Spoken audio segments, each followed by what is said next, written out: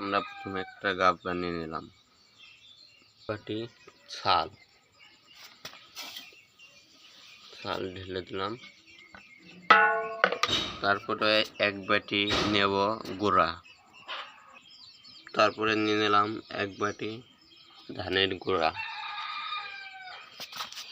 এরপরে নেব এক বাটি ফিট, এরপরে নিয়ে নিলাম এক বাটি ফিট, গুঁড়া ফিট। এই গুঁড়া ফিটটাও ঢেলে দেব, ঢেলে দিলাম। এখন এটা মিক্সার করব।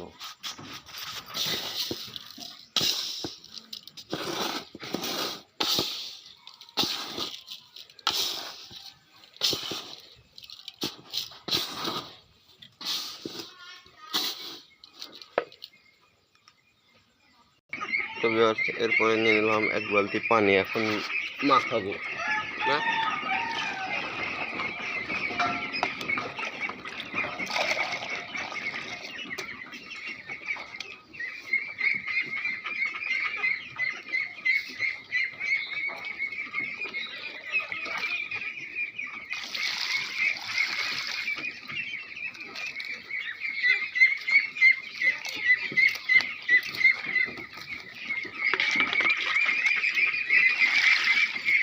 আমি তাহলে এই প্রথম মায়া দেখতেছি।